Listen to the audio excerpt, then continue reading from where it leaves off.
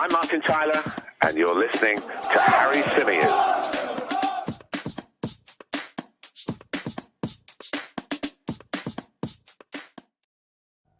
Hey everybody, and welcome back to the Chronicles of a Gooner, the Arsenal podcast, part of the 90 Min Football Network. As ever, I'm your host, Harry Symeou, and I'm delighted to be joined once again by the brilliant Mr. Mikel Stavrou. Mike, how you doing, mate?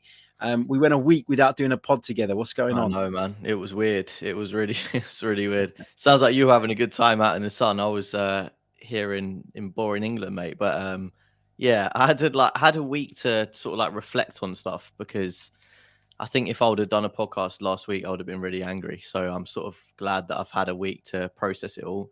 And I'm also glad that we too have been dubbed the boring twosome by some guy on Twitter who's apparently not listening. So major loss for him. Yeah, I mean, I always find it amazing that people, you know, will go to the length of like finding you on Twitter and making a comment like that. And it tends to be these accounts with one follower or something. It's probably their mum. Yeah. You know, a dodgy display picture and a fake name. It's incredible, but yeah, you get used to it after a while, Mike, mate. It's, mate, you have to laugh at it. You have to laugh at it. Exactly. It's part of the territory. It really, really is. Big hello to everybody in the live chat with us at the moment. Hope you're all well. Hope you're all good. Sorry for the confusion around the time. When I set up the live stream, I accidentally put 11:55 p.m. instead of a.m., which is an absolute shambles. I was wondering, like, normally there's more people waiting than this. What is going on here? But that was my mistake. I did correct it about 5 minutes before we went live, which was obviously very, very late. But anyway, let's say a few hellos in the live chat. Some of you guys that are joining us at the moment, to Gunner93, to Alex, who said, Harry, please tell us it's not at midnight. There you go. Clock End Seb says that Harry Cronky, jet setting and misinformation all in 1 week. Naz Osman said, Harry said yesterday he will let us know what he had for dinner. That's the only reason I'm here. I had a delightful prawn garlic tomato sauce mixed in with pasta. It was beautiful. That's what I had for dinner last night. Tremendous, with a bit of cheese on top as well. Fantastic. Big hello to Henry. He says, good afternoon, H Top Content. As always, looking forward to the show. Mike, top man as well. North London forever. Come on, you Gunners. Ossie Brown joins us from Portmore in Jamaica. Big shout out to everybody joining us from overseas at the moment. Siaji also joins us from Georgia. And we've got the I can't say this. I can never say this word. Fort Lauderdale, Craig, who joins us from South Florida. I was actually on a Barcelona trip with somebody who lives in Fort Lauderdale. He's not an Arsenal fan, though, but yeah, interesting. What else have we got? Let's take a couple. John Daly says, looked for you on Sunday, Harry. Couldn't see you. Loved it in the North Bank. We'll be looking at getting a season ticket around there, standing the whole 90 min. Even the wife loved it. Don't take your wife to football, man. Like, for me, it's my time away. Each to their own. But, I want to steer well clear of that. I want to steer clear of that. Big hello to Graham as well, who joins us from Kefalonia. I hope you're well, Graham. Tuning in regular. Chronicles of a Gooner Ultra. Hope you're enjoying it. The weather here is absolutely pants. I'm sure it's much better where you are. But look, that's enough rambling from me. What are we doing on today's show? Well, we're going to be reviewing Arsenal's 2021-22 campaign by numbers. There's been a lot of questions floating around over the last few days. Have Arsenal actually progressed? Have Arsenal actually moved forward under Mikel Arteta this season? Is there enough to be optimistic going into the summer and going into the new season? Or are we having the wall pulled over our eyes a little bit? Mike, let me come to you for your initial reaction or your reaction that's now been processed over a few days to the way the season ended, because the Newcastle game was incredibly disappointing. And we all knew, I think, at that point that the top four thing had gone.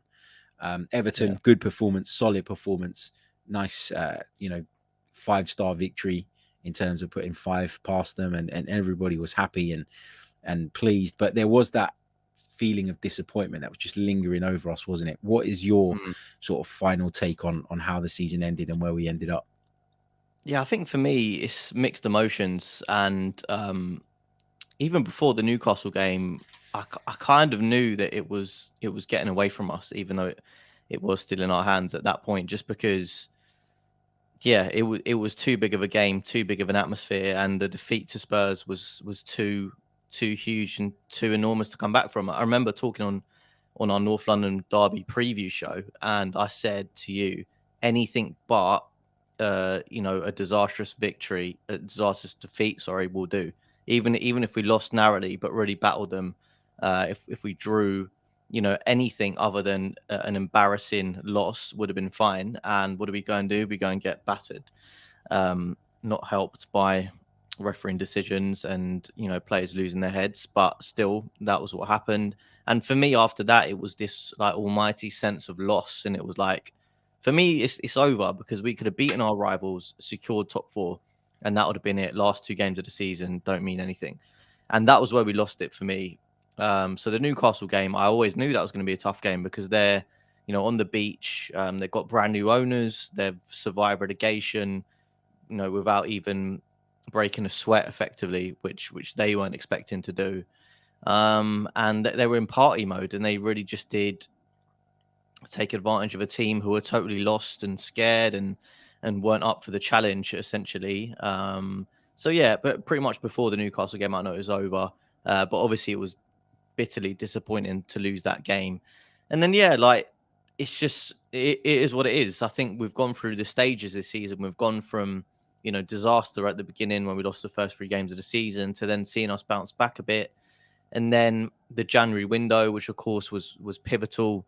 Not signing a player there, I think, really screwed up our chances of the top 4. And then I think the reason why people are so disappointed, Harry, is because we were in the driving seat for top 4 a few times, not just once, but on more than 1 or 2 occasions. And the fact that it was in our hands and we blew it twice, obviously that's going to leave a bitter taste in the mouth for a lot of fans. And I think that's where a lot of the anger and a lot of the frustration comes from. And I can understand that, because look, I'm upset myself, but for me, I prefer to look at, as you say, the progress that we made, and take the positives out of it, basically. Because I think when you do look at the squad and the age of the squad and the age of the manager compared to the team that we were competing against, Tottenham, who've got a world-class manager and 2 world-class players, I think ultimately that was the difference. So, of course, you can be upset about it, but you have to try and find, things to look forward to for next season and in the summer. Indeed. Look, there's no doubt about it. We progressed in the Premier League in terms of our league position, moving from 8th up to 5th, and obviously taking the top 4 race at least to the final day of the season, even if it was very unlikely that we were going to leapfrog Spurs at that point. But I wanted to compare the 2 seasons, because I think there are some stats and some facts that, when you look at them, would signal that we've progressed and quite a bit. But there are other metrics that you look at and you think, well, hold on a minute, we didn't actually improve all that much in this particular department. I think the table doesn't lie. I think the fact that we finished much further up than we did, in the previous 2 seasons, gives us an indication that Arsenal are moving in the right direction. So I'm not going to say that the metrics that I'm going to bring up on the screen now are particularly damaging or anything that we should be sort of up in arms about, but they do give us an indication as to which areas we need to work harder on and which areas we felt a little bit short. So if you compare Arsenal's 2020-21 season to the 21-22 season, aside from the obvious fact that we finished 3 places higher in the league, Arsenal picked up 8 more points this season. And Mikel Arteta made the point, Mike, during his post-match press conference after the Everton game, that 67 points last season got Chelsea into the Champions League. So to finish on 69 and miss out feels a little bit harsh. It feels like we've been a little bit hard done by. But I guess, you've just got to get above the teams that you're competing with. In terms of wins, we managed 4 more than we did last season, 22 wins this time around in comparison to 18 during the 2020-21 season. We didn't draw many games this season, though, just 3 in comparison to 7 last season. In terms of defeats, it was the same, 13, which is way too much by my reckoning. And you'd have liked to have seen that sort of defeats number slightly decreasing and maybe us pick up a few more draws, because the odd point here or there could have been very, very different. Considering all the talk about strikers, when you compare what we managed this season in comparison to the season prior, we scored 6 more goals without Aubameyang for half of the season as well. So does that, and I'm just going to pause on this point for a minute, does that kind of dispel the myth that the striker thing was the big issue, or do you still think it was? Do you think that the actual problem is that we don't get enough goals from everywhere else? What do you think is the reason for, I guess, the lack of goals? Because 61 is pretty modest, even though it's better than last season. I think the number one thing in terms of goals was relying and overusing our younger players. And Bukayo Saka played every single game in the Premier League this season, and I think he ended up our top scorer. And a club of our size should not be reliant on a player like that. We should not be wanting to burn him out at the age of 20, and that's the sort of scary thing. But just the fact of where we are at the moment, that we've chose to go down the route of academy products and young players. And when you come to the end of the season, they were knackered, they were tired, and they couldn't produce as they had been altogether. You might get the odd performance where Saka pulls out a worldie, but I would say in the last 2-3 months of the season, Saka just was a shadow of the player that he can be, because he just played too much football. So ultimately, when you've got number 9 going back to the season, Aubameyang, who went off the boil, and then he's back up. Lacazette is a striker that doesn't really score anymore. And then the backup after that is Eddie Nketiah, who had also not played football for ages and ages. He still did well when he came in, but it's not what you need and not what you want from your centre forward.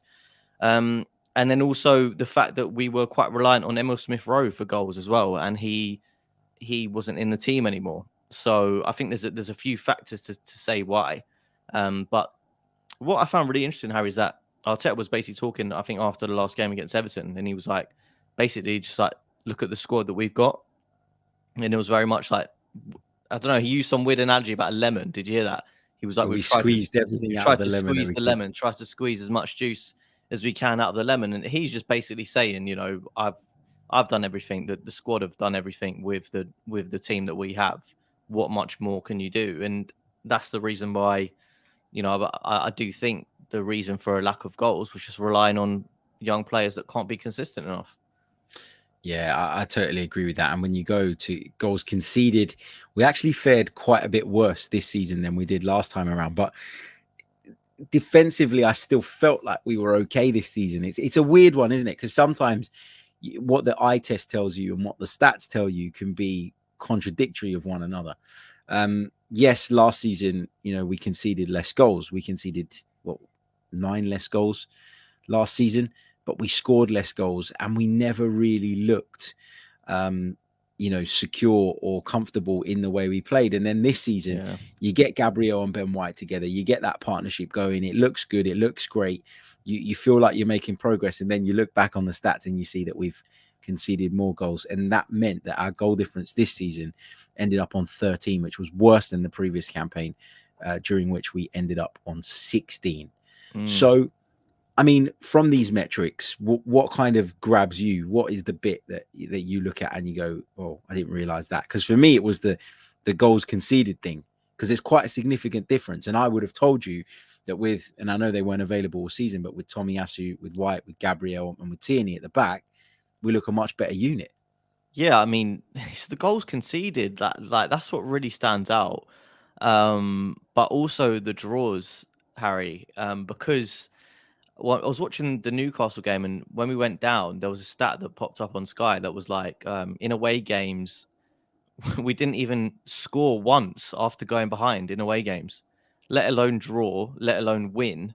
And it's just like, I know it's a young team, but that is a shocking statistic to be able to, not even claw back any semblance of a comeback to even try and get back into a game. And that's a huge mentality thing. I think that is having a young squad, but that's also, I wouldn't say a defeatist attitude, but just like the players sort of panicking when they go behind because they don't really know how to bounce back. And for me, that is what has got to improve, because teams, when they can't win a game, they at least try and get a draw. But it just seems like when we're in losing positions, we couldn't fight back. Like, look how many draws Liverpool got, and they still, almost won the league. I think they didn't beat a team in the top 4. they actually drew and like all of their games against the top four, which shows that, you know, even if you can't get the better of them, you at least try and salvage something. And that's the number one thing we need to improve on, I think. Yeah, I completely agree. John makes a really interesting point, though, as well, which I didn't think of off the top of my head. If we lost the first three with a -9 goal difference, then that didn't help the situation in terms of that overall stat one bit, right? So Yeah. if you want to do this, and you know, maybe you shouldn't, I don't know what the answer is to this, but if you wanted to take away the 9 goals that we conceded at the start of the season when the squad was in pieces and we didn't have players available and everything was a mess, then you do get to something similar to the total of the season prior. So I guess, you know, this is the thing. Stats can be misleading, and sometimes you can stat pad in certain areas. Like, for example, I think, and we'll come on to talk about him in a little bit, that Eddie Nketiah has actually stat padded a little bit this season.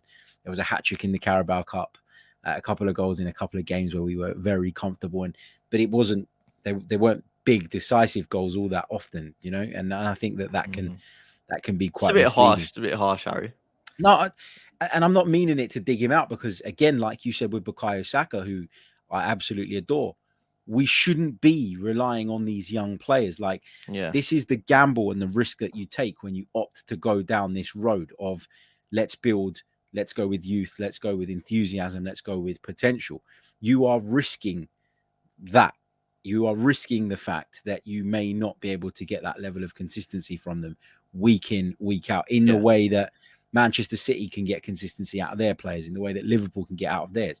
So it's just par for the course. But I think with Eddie Nketiah, like, there were people talking, like, prior to his goal at the weekend, there were people sort of looking at his numbers and saying, you know, well, he's got 6 goals or something in however many starts, and but 3 of them came in the Carabao Cup against the weak. Was it Sunderland we played? And you're thinking to yourself, well, he just scored twice against Chelsea. To be fair, that was a huge moment for us, because that's when I think we beat Chelsea. Was that off the back of the 3 defeats? Yep. So that was huge. And the thing about Eddie is that I think it was impressive that he just came out of the blue and just played so well, and none of us had seen him play like that. But yeah, I understand what you're saying. I just think he did stat pad a bit in the cup, but I think in the Premier League he did well to come out, you know, basically of being frozen out to then score some quite decent goals. Yeah, I thought in this last spell that he had in the team, so, you know, between when he came into the side ahead of Lacazette and until the end of the season, actually did quite well. Like, I'm not wishing to take that away from him, but I do think, just like John pointed out with the goals conceded numbers, sometimes you have to put these things into context, right? And it's not always just black and white. Harambe says, let's just take away all the goals we conceded, and then we didn't concede any. So that's brilliant. Yeah. Sam says, if you end up on the same amount of defeats, you're going to concede around the same goals, more or less. Crap Mo Stank. Is that one of those names to try and catch me out? Have I just like put my foot in it? I don't know. Nah, I just think that's a weird name. So yeah. It says, I feel like there is a missing puzzle piece every time I see Arsenal play ever since Arteta became the coach. I think we can all agree that we're not there yet, and there's still a lot of work to be done. But I did want to bring to you guys' attention some more random stats that I plucked out when going through the Premier League's website this morning. I'm going to go through each of these, Mike, and I'll get your thoughts. So only Manchester City and Liverpool won more league games than Arsenal this season. So we were 3rd in the table in terms of the total amount of wins. Does that mean that we just need to improve in sort of making sure that we can turn some of those defeats into points, making sure that we can be that little bit more resilient in some of those situations? But is this a stat that surprised you when you saw it? 100%. Yeah, definitely. Because I wouldn't say we were the 3rd best team in the league by any stretch of the imagination. So when you do win, you know, you're the only team to win more games other than Liverpool, Man City. That is surprising. But yeah, it goes back to what we were saying with the draws as well, and the losses. Like 13 losses is not good enough for Arsenal, really. And you look at some of those and you just think, you know, like the Southampton and Brighton and Palace games, and you think 1 win in those games and we would have got top 4. So it's just about, you know, marginal gains, really. and turning some of those like dire performances. And yeah, also like it's an important thing to bring up the first 3 games of the season, because the first game particularly, because I thought we were hard done by the fact that we had both Aubameyang and Lacazette out for the first game of the season. We had to play Balogun, and was that his Premier League debut, I think, Harry, or first Premier League start, or something like that? To chuck him in and expect him to do a job against Brentford, who have just been promoted, I don't think any of us were expecting that to be an easy game by any stretch of the imagination. But you would have thought Arsenal would have, at least turned up, which we didn't. And then it just sort of spiraled from there, didn't it? We had basically a lot of our signings were out of the team at the time. We didn't really have the team that we played with going forward for the season. So you have to look at it and say, yeah, okay, you can't go back and change things, but you have to look at it with context, don't you? Yeah, you have to look at everything with context, because as well, I always say this, right? We're very quick as football fans in general to go, when a team fails, to go, it's the manager. It's all on the manager. But, you said yourself, there's such fine margins. And, for example, you score an opportunity that comes your way. You don't make a defensive mistake out there on the field, and all of a sudden the result and an outcome of a game can be so different, because football is like that, right? So then I think you need to put all of these things into context before assessing whether the manager is the one who's most responsible. Now, they're always responsible to a degree because they're the manager of the football club, and that's what they're paid to do. But sometimes things beyond the manager's control can have a massive, massive impact. And I think Mikel Arteta has had to deal with a lot of that. All managers do. But given that we were in the race, given that we did get to the final day with a chance, and given that at the start of the season, nobody, even our own supporters, gave us much hope, says to me that, it's very difficult to now kind of flip it back on him and be super critical of him and say that he didn't do his job properly. Don't you find it amazing that it's the people who said that we'd finish mid-table who are now the same people that are completely outraged at the fact that we finished 5th? 100%, mate, 100%. And, I think I've been getting a lot of stick as well. And not only from people online, but some of my mates saying, like, why are you so positive? And all of this kind of stuff, like saying I'm being positive to be fake or whatever it is they're trying to say. And it's just like, I'm just realistic about where we are as a club. And if we weren't heading in the right direction, I wouldn't be positive, because I think we've undertaken a project that will take a lot of time. Like, as they say, Rome wasn't built in a day, and I think Arsenal won't be, getting into the top 4 this season. I think, people are saying that, oh, well, it's easy to say Arsenal's target wasn't to finish in the top 4, but that's just what I thought. Like, regardless of whether that was the club's ambition or not, and whether they blew the chance at the end, I think there was always, going to be an opportunity where they might sneak in, but that wasn't in our control. The reason that we had that opportunity was because other teams were so bad. Like Man United were terrible. Spurs, took a while to get going. They sacked Nuno, so that was another thing you couldn't foresee coming last summer. So I think that's the reason why we said that we don't think we're going to finish top 4. So to then turn around and say, oh, well, like you're almost backtracking and, you're just trying to defend the club, that doesn't really make sense. You have to stick by what you say. You can't just change your mind like the wind. I think it was a bit of both, Mike. I think that we were in the race because we'd improved some, but also because, as you mentioned, those teams have struggled as well. And I always say this: you cannot obsess over what everybody else is doing. When you put a plan in place, it should be regardless of what everybody else is doing, right? People talk this season at the start of the campaign. I remember people saying to me at work, Leicester are going to finish above you, Villa are going to finish above you, Man United are going to finish above you, and we finished above all of those sides. And yes, next season you get the vibe and the impression that there are going to be significant improvements at a number of the clubs that we're going to be competing with. But you didn't foresee any of them falling off this season. So why can't it happen again next season? Why can't somebody leave the door open? It's not so black and white like that. It really, really isn't. Archangel says the way we faded so badly at the end has to be down to the manager. In what way? I'm interested. I'm not criticizing you. I'm just interested to know in what way. And if you say that it's because we didn't sign players, that isn't just on the manager. Like, it's very important to note that, right? If Arsenal had a plan in place for this summer and being knee-jerk in January was going to affect that plan, then you can understand why moves were not made. And you can understand why they didn't feel, given what Mike said, which is clear now and was clear when they announced Mikel Arteta's contract extension the day after we secured fifth. It was clear that the objective was to get back into Europe. So they've achieved that, and they didn't do anything in January. So that was them not diverting from the plan. Now, you can have your point of view on whether that was right or wrong, whether we should have done more to try and capitalize on the opportunity that came our way to get in the Champions League. And I completely respect both points of view on this. But in what way is it down to the manager? I don't think it was tactics. I've seen someone in the comments put tactics. Bukayo Saka was a shadow of the player that he had been in the last couple of months of the season, and he was carrying us at times.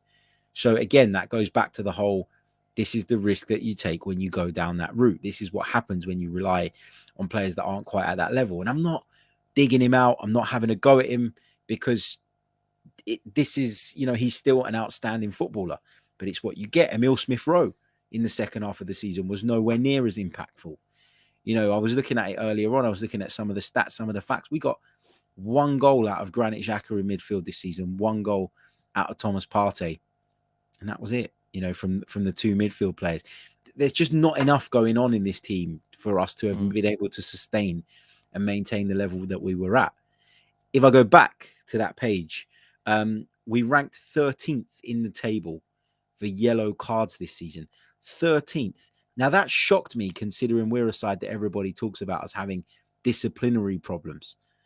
We ranked 2nd in red cards, only behind Everton. But, I guess, the type of foul plays a part in this, and the situation, will play a part in what the referee deems to be a suitable punishment. But these two don't really marry up for me, Mike. To be 13th in the table for yellow cards and then 2nd in red cards, does that suggest that we've been harshly treated by officials this season? Think about some of them red cards, Harry. The one way at the beginning of the season against Man City, Xhaka. I didn't think that was a red card. I thought the referee got carried away because Xhaka carries a responsibility. That's when he dived into that. He sort of dived into that tackle, but he got the ball, and it was deemed dangerous play, if I remember. It was a long time ago, but I think that's the one. Yeah, against City. I didn't think that was. And then Gabriel Martinelli's one was an absolute joke.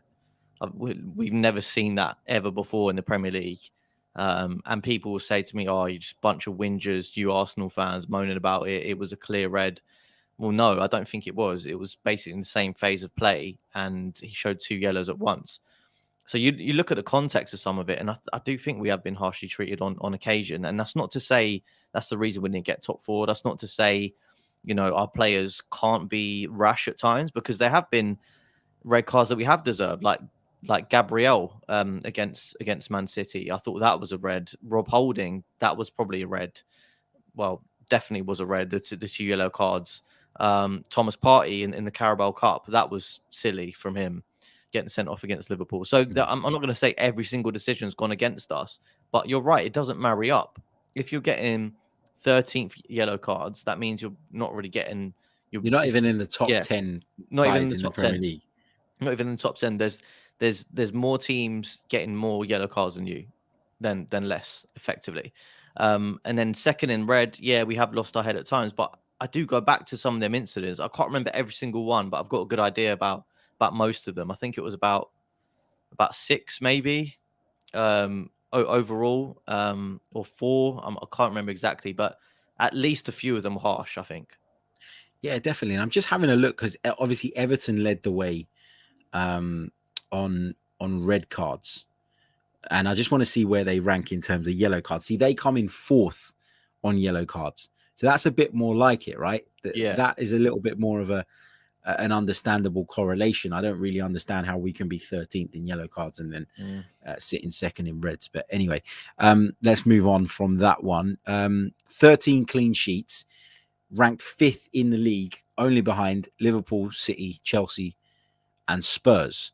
So basically all the sides that ended up finishing above us. Yeah. So that indicates that that's about right, would you say? Well, that's what's weird, isn't it? Because the goals conceded went up, but the clean sheets went up, I'm pretty sure. Yeah. So it does point to an improvement defensively. But as I say, I think it's one of them situations where when we were dominating games and we were solid, more towards like the beginning of the season, we weren't conceding. Like, and it was this mentality thing. It was like, all right, we're on a good run, because we went on a good run, didn't we, a few times over the season? We're on a good run. We're solid defensively. We're nicking goals. We weren't really blowing teams away, but we were confident. And then it was only in the second half of the season where suddenly we just like we did lose our heads on multiple occasions, and we were conceding more. But in those games where we were dominant, we looked solid. So that's why you would have said there was an improvement defensively. And 13 clean sheets out of 38 games is not bad, is it? And it's definitely something to build on. And yeah, I think the most positive thing for me is that we found a solid back four if they can stay fit of Tomiyasu, Ben White, Gabriel, and Tierney. And if we can keep them together, and I like to see the stats of the defensive record with them and without them, because I'm pretty sure we were winning games like quite a lot when we had those four. And then when it got broken up in January, and with players going off to AFCON as well, missing players in midfield, I think it dropped off a bit. And then losing Tierney as well obviously was huge. So yeah, I think there has been an improvement, and that stat points towards it, definitely. Have you come to the point with any of those defenders and even midfielders that you're looking at them now and going, I am fairly confident that I cannot rely on you moving forward? And are you at the point where you think about bringing in somebody else to basically replace them because of this big concern that we seem to have season after season after season, in particular with somebody like Kieran Tierney? Well, Tierney, it's happened 2 seasons in a row, isn't it? And then the first season he came, he was injured from the start, so that wasn't a good start. But then last season, his absence coincided with our drop in form again. We were doing so well, up until like February, in terms of like after Boxing Day. We went on a really good run, and then suddenly Tierney goes out, and the whole thing's just misshapen. Because last year, Harry, like our system was so much more based on Tierney as well. It was all about the overlaps, so we missed him even more. But this season, the replacement Nuno Tavares was nowhere near good enough. Like, I was watching him against Everton, and even though we were blowing them away, the guy was still making like basic errors. And I don't want to pile on someone, but I just think Nuno Tavares is not fit for purpose at the moment. So not only do we need someone who can come in as a backup, but we need someone to challenge Tierney. Because if Tierney's going to miss half the season every season, it's not good enough, is it? No, we can't rely on him. So I thought that Nuno Tavares was brought in to play a lot less than he ended up playing. And I've got some sympathy for the club and him in that sense. But equally, the Kieran Tierney issue is not a new one. And that should have been foreseen for me. There should have been more done to protect us against that eventuality, because it seems to happen every single season. I mean, I was having a conversation with a friend earlier on today, and he mentioned sort of Thomas Partey's injury problems and the injury record that he has, and how we've been without him and how that costly that's proven, and which I totally agree with. But going into bringing Thomas Partey from the club, there was nothing to suggest that this would be a thing with Thomas Partey. Yet with Kieran Tierney, it was clear from way before he even joined Arsenal. I remember doing a pod just before we signed him. It was very much when the pod was still in its infancy, and I said something along the lines of, when you look at his injury record and how many games he's missed, it's a problem. And I got absolutely hammered for it. Probably gained a shit ton of subscribers with people wanting to just come and have a go at me. But I remember doing that and saying that, and remember getting harshly criticized for it, because people were sort of saying, well, Kieran Tierney's played X amount of games for Celtic at this age. That's incredible. And I was saying, yeah, but that's out of a possible whatever the number was. And that doesn't look quite as good when you look at it that way. Let me just cross over to the chat for a second, because Ahmad says, can you imagine if that was Arsene Wenger losing top four because he didn't sign players in January? There would have been blood. Now it is fine. It's double standards. It's very different, because Arsene Wenger had 22 years at the football club to build and to rebuild each time, and was always given that opportunity to do so. The people that would have wanted blood from Arsene Wenger had we missed out on the top four with that group that was at our disposal this season. And given the way the level of competition has gone up, you know, two sides are guaranteed to be in the top four. That's Liverpool and City. Chelsea are in that pocket in between them and everybody else, I think. And then you've got United, Spurs, Arsenal. We're all competing for one position.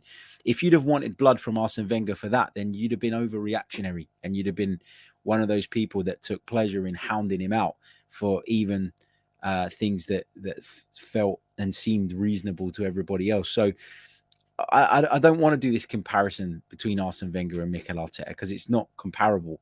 And I think we've got to stop doing that. We've got to stop talking about Unai Emery as well, which seems to come up every time, you know, we talk about what we perceive to perhaps be Mikel Arteta's shortcomings or what is caused by his inexperience. Moving on, Mike. 42 big chances missed. Now, I didn't put this on the slide, but there were three sides ahead of us in this. 42 big chances missed, and we hit the woodwork 18 times, second only to Manchester City. Now, what this tells me is that we don't really have as much of a problem as people would have you believe in terms of creating chances. We do have a problem converting them. And yeah, it goes back to not having good enough players up top, and that is something that certainly needs to be addressed this summer. But as a manager, if you put your team out on the field of play and you create an environment in which they're able to create that many chances and spurn that many chances, then I don't know how much more you can put that on him. It is a fine margin, and you'd think with an elite striker, if we could reduce that level of missed chances by a bit, we'd be in a pretty strong position. So again, is this about looking at the wider picture than just looking at, you know, the goals we scored or where we ended up? Yeah, and probably I think involved in that big chances miss, Harry, is, so I'm gonna flip it and just say, you know, because a lot of that will be with Lacazette playing in the team, and we know that he was a creator more than he was, you know, a finisher, and I think he would have played a big part in those chance created. So then you have to look at, so if your number 9 is helping create those chances, there's no one in the box to finish them. Whereas if we had a striker who was more reliable in front of goal, I think the system would be changed. And just judging by like some of the strikers that we've been linked with, like Dominic Calvert-Lewin, Darwin Núñez, you know, these are like target men essentially, and like big strikers. So obviously we're looking to get a different profile of player in, aren't we? Someone that's not just a hold-up man and a link-up man that can do that kind of stuff. We want someone who is a proper like archetypal number 9. And you might look at Jesus and say, oh, well, he's not really that. But the thing with Jesus is that he's a lot of other things as well. Like he can play on the wing, and he's got a good goal record as well. But I think you have to put a lot of that down to just not having that clinical number 9, because you look at like Odegaard, and since he's come into the team, our chance creation has gone through the roof. And yes, he can have off days, but I think you put him in a team with, you know, I don't know, Harry Kane or whoever it was, Robert Lewandowski, and I think, you know, our numbers go absolutely through the roof. So I think it is a mix of tactics and personnel, but I just think it's what Mikel Arteta hasn't had at his disposal. And you make the comparison with Wenger. I mean, what more could Arsene Wenger have got out of this team? Not only is it not comparable, but it's also not fair, because the two managers are not, you know, they're not on the same level on any wavelength. Like Mikel Arteta is still a new manager. This is his only job that he's had as a manager. So I think it's unfair to do that. But yeah, 100% system and personnel. It's got to be a mix of both, isn't it? At the end of the day, you can't just say we didn't score our big chances because of this player or that player or because of the manager. It's always a roundabout. You know, it's something in between. Yeah, for sure. It's a culmination of things. It really, really is. And, you know, some of those chances have fallen to wingers. Some of them have fallen to, you know, there's been a couple of times where centre-backs have gone forward and missed sitters from set pieces. And, you know, it's a combination of things, as you say. And I think when people say, and I know this will probably be quite a common pushback that we get, people will say, well, Mikel Arteta has been at the club for 2.5 years and he hasn't gone out and bought a striker. He hasn't gone out and bought an elite level striker. And I guess my answer to that would be that when he came in and when he looked at what was missing and what needed addressing first up in this group, you'd have looked at Lacazette in the same way that I did, and I'm sure you probably did. You'd have looked at Lacazette and you'd have looked at Aubameyang and gone, okay, look, maybe in the long run, they're not the types of strikers that I want, but they are at a level that means that I need to not prioritize that.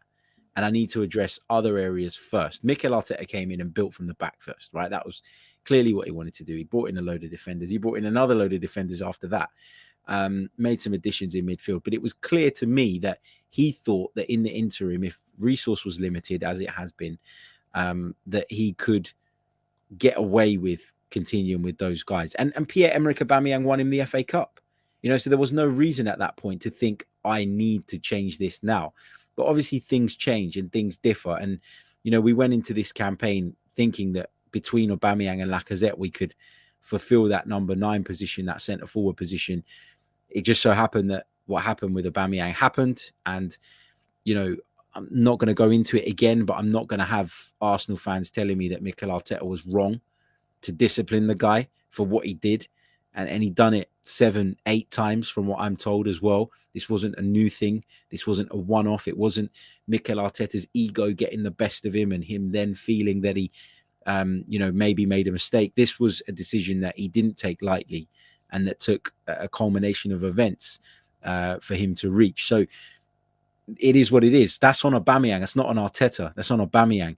And unfortunately for us, Lacazette, who really did link up the play brilliantly when he first came back into the side for a long period of time, went off the boil as well. And then not only was he not giving us goals, but he wasn't creating either. And unfortunately, he wasn't able to be consistent enough. And this brings me on nicely to the next set of data that I just want to share, which is around top goal scorers this season. Now, obviously, Bukayo Saka leads the way. He managed 12 goals across all competitions this season for Arsenal. Emile Smith-Rowe, 11. Eddie Nketiah, 10. Martin Odegaard, 7. Aubameyang, 7. Martinelli, 6. Lacazette, 6. Gabriel, the centre-back, got 1 goal less than Alexander Lacazette, 1 goal less than Gabby Martinelli. 2 more than Pepe. 2 more than Pepe, Record who managed signing. 3. And then Thomas Partey, I said 1 earlier, I beg your pardon, it's 2 that he got this season. So, I mean, not a single one of those players is hitting 15s and 16s. No. Now, if you compare that to Liverpool, who probably have 3 or 4 players who are in that bracket, if you compare that to City, you probably have 3 or 4 players in that bracket, you can quite easily see why Arsenal are not scoring goals enough, because individually, we don't have that quality yet. Would you agree? Well, I think the best comparison, Harry, is to compare it to Spurs, who we were directly competing against. And, Son was shared the golden boot with Salah, and Kane was up there as well. And not only in terms of goals, but in terms of assists. And then the big difference was obviously them dipping into the market in January and signing Kulusevski, who also contributed a lot. And, I hesitate to say, but if we would have gone in and signed Kulusevski or a player of that ilk, I think that would have pushed us over the line as well. So it is very fine margins. And it's always going to be decided by world-class players or not world-class players. So that it is what it is at the end of the day. Like Bukayo Saka, Emile Smith-Rowe, players like that should not be relied on to be your top scorers. And I'm trying to think what other team, not even in the Premier League, but in Europe, is sort of going with that approach that we are and still challenging to get into the top 4 of their league. Like, it is pretty unheard of for a club of our size to be doing that. So when then people turn around and say, oh, it's a disgrace, they've bottled it. I don't want to hear bottled anymore. Like, this team are too young and inexperienced to say that they bottled it because they never had it in the first place. Yeah, exactly. Do you know what I mean? Like, what exactly have they bottled? They're players in the early stages of their careers. They're trying to prove themselves. They're not going to be consistent. So what exactly have they thrown away, and what exactly have they bottled? Because they never really had that. So that's what I don't understand, to be honest. If you go to the Premier League statistics, right, and bear in mind, this is just Premier League alone. This is not all competitions. This is Premier League alone. Look at those numbers from Liverpool. Salah, 23 in the Premier League alone. Sadio Mane, 16. That's 4 more than anybody in an Arsenal shirt managed in all competitions in the Premier League alone. Diogo Jota, 15. Again, 3 more than anybody managed in all competitions. He doesn't even play Jota every game either. Exactly. So when you look at that, that tells you, that indicates to you that that is the level required to be challenging right at the top of this division. Just go on to Spurs for a minute, Harry, if you can. Yeah, see what they'll do. And if you have a look at Spurs, again, Premier League alone, 2 players.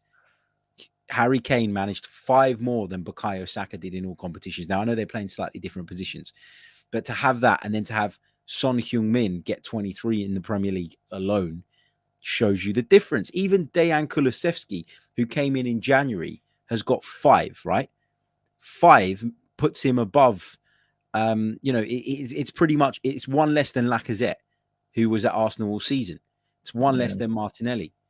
It's if you want to compare him to Martin Odegaard in terms of the fact that they're not out and out forwards, he only got 2 less than him, and he was only here for half the season. So again, you're seeing here what the level is that is required, and we don't have enough of it. And look, we can have a quick look at Manchester City, Kevin De Bruyne, Raheem Sterling, Riyad Mahrez. But the amazing thing with Manchester City is it's not just those 3. If you look beyond that, Foden, 9, Jesus, 8, Gundogan, 8, Bernardo, 8, Rodri, the defensive midfielder, 7. And this is in the Premier League alone. That is the level. That is the level. I mean, you look at some of the other sides that even finished below us, right? Again, Premier League alone. Ollie Watkins only managed 1 less goal than Bukayo Saka, who people are talking about as being one of the best players this season. Rafinha of Leeds managed 11. We're just not at that level, Mike, in terms of those players that we have at our disposal. And that proves it for me. Does it not? Yeah. It proves it. Yeah, 100%. And the main one for me is obviously Lacazette, because he's our main number 9. And you could even compare him to, I know we're talking about players of completely different ilk here, but I would say he was playing a pretty similar role to what Harry Kane was playing, in the fact that he would drop deep and try and feed Son and Kulusevski. And that's what Lacazette was trying to do to us. I know it wasn't the same style exactly, like Lacazette wasn't dropping deep and pinging balls over the top like Kane was, but he was doing that role of like a more withdrawn centre forward. And just look at the comparison in compares to goals. And that's not comparing the players, that's comparing what we have at our disposal and what Spurs have at their disposal. And I keep going back to Spurs because that's the team that pipped us by 1 point. And also as well, you look at that, it's not only on the pitch but in the dugout. They've got a manager, Antonio Conte, who's won so much in football, is such an experienced coach. And this is not to say that we're never going to reach that, because for me, when you look at Spurs and you look at their team, you look at their manager and their chairman, like, I'm not that worried about Spurs next season. And the reason why is because Daniel Levy didn't back Mauricio Pochettino when they got to the semi-finals of the Champions League. If there was any point to back a manager that's been in charge of a project that's basically started from nothing and built its way up, that's the time when you see some progress. And that Champions League, they never should have got there, really, Spurs, with the team that they had, but they did, because Pochettino is a great manager, but he didn't get back. So what makes you think that just because Spurs have got top 4 that they're automatically going to back Antonio Conte? Like, I've seen some pundits saying they're a few signings away from winning the league. No, they're not. They're nowhere near it. And if Conte doesn't get the players that he wants, he will go. And we know that because of his most recent job at Inter Milan. I think they sold Romelu Lukaku and they didn't really want to bring in anyone, big names. And then he left. So if Conte doesn't get the signings that he wants, I'm not saying he's going to leave straight away. But if the season doesn't really start that well next season, there might be a world where Conte says, all right, well, I'm a world-class manager and this club is not matching my ambitions, which is not even, it's hypothetical, but it's within reason, isn't it? There's a good chance that happens based on Antonio Conte's history and Daniel Levy's history. And this is why I'm actually quite willing and open, and more open than I have been in years gone by, to giving Arsenal some time here, is that during the back end of Arsene Wenger's tenure, things started to rot. Okay. And not because Arsene Wenger didn't want the best for the club, not because he wasn't trying his hardest, just because he got left behind a little bit. Okay. In terms of the way the game changed, the way the game moved. And all of a sudden, the things that made him stand out from everybody else were no longer as powerful because of the money and the influx of finance that had come into the league, and the way that other clubs were able to also pump money into not just signing players, but into infrastructure that allowed them to identify them in the way that Arsene Wenger was doing 20 years ago. Okay, so the playing field leveled out a little bit, and Wenger's qualities were no longer as sort of outstanding as they were, or, you know, they didn't put him in as strong a position as they might have done in years gone by. But during that time, lots and lots of stuff went bad and wrong behind the scenes.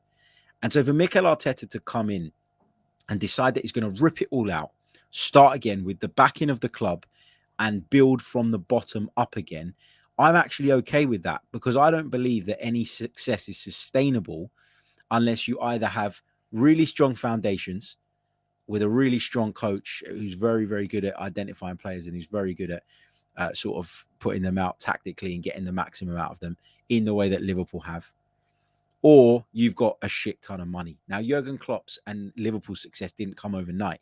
It took time to build the model that they have in place now that allows them to be sustainably successful.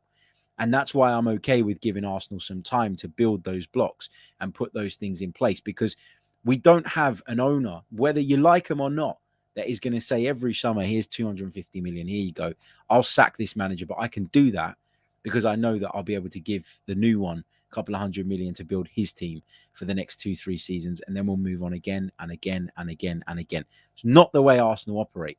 So taking all those things into consideration, the way we're going about it now, building from the bottom up and building lasting foundations, I think is the right way to go. Only time will tell, though, Mike, if that's going to work out. Yeah, I mean, we hope. But really, this summer, Harry, I think is bigger than any summer that we've had, because we've done the rebuild. We did all the work last season to get the players out that we wanted to get out, and this is a summer where we add quality and we add that difference. So when we're looking at the goals scored, you know, you can actually see players in there that are going to boost that and bolster that, and you know, like Gabriel Jesus, take his 8 goals from Manchester City. You know, put him into a team where he is starting up front every week and not on the wing, and that probably doubles at least. And then you've got another 16 goals, hopefully, per season. And that makes a huge difference. That pushes us over the line for the top 4. So this is what it's all about. It's adding players of ready-made quality now, not players that have the potential like we did last summer that were a risk. It's about players that are ready to go right now, step straight into the team and improve us and get us over the line. And then I think once you've got them 1 or 2 quality players, you just add to the squad to make sure we're not in a position like we were this season when we're relying on El Neni, when we're relying on Nuno Tavares and players like that to get us over the line in the top 4. Because ultimately, that was one of the things that cost us. Our replacements for Tierney and Partey were not good enough. They weren't up to standards. And I think the club took a risk because they knew that we were only in one competition effectively last season in the Premier League, but now they can't afford to do that. So this summer for me, Harry, is huge.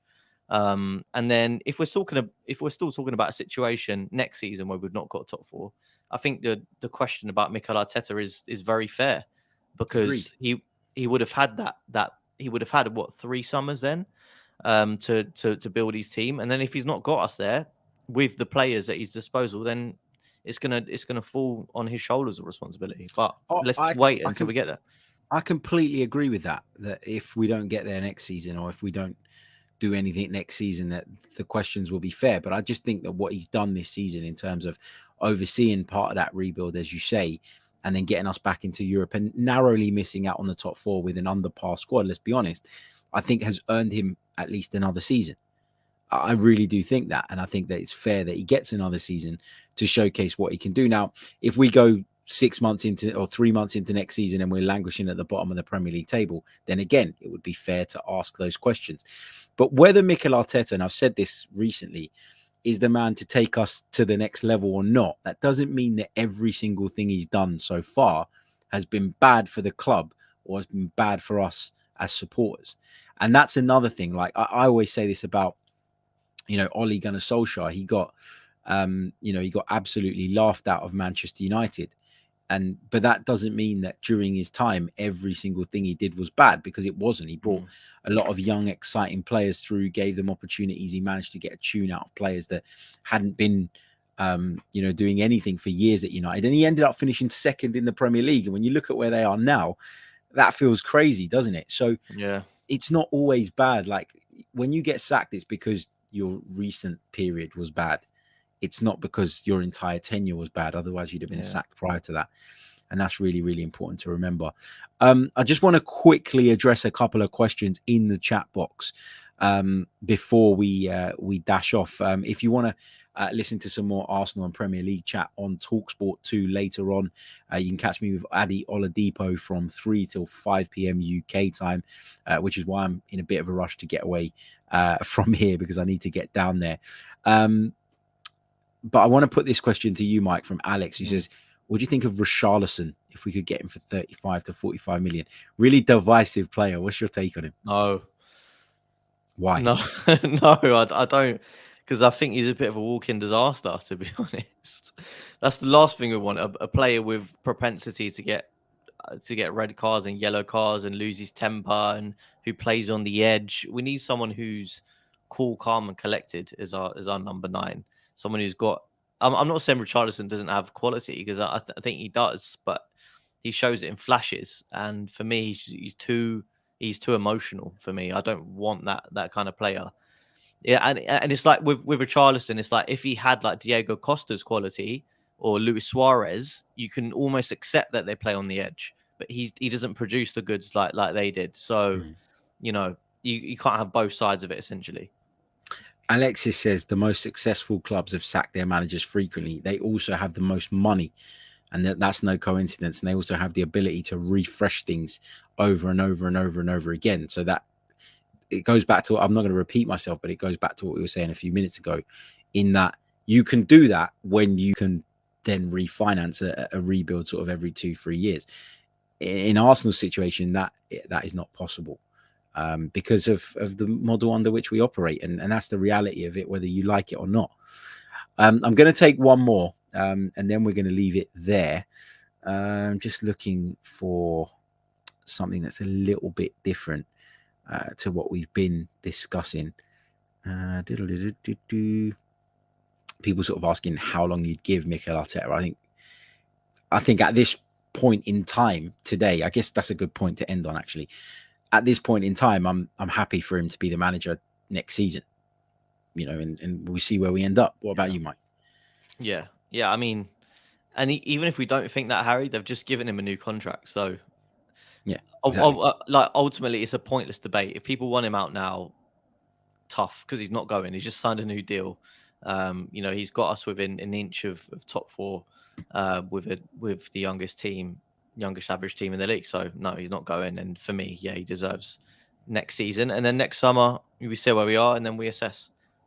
Yeah, Mike summed it up perfectly. He's not going anywhere at this moment in time. So you can either get behind your team, support your team, be constructive in your criticism, because of course you're entitled to criticize, but you can get behind your team. You can enjoy the ride. You can, you can work on that connection that I think has come about again between most fans and the team and everything and the club.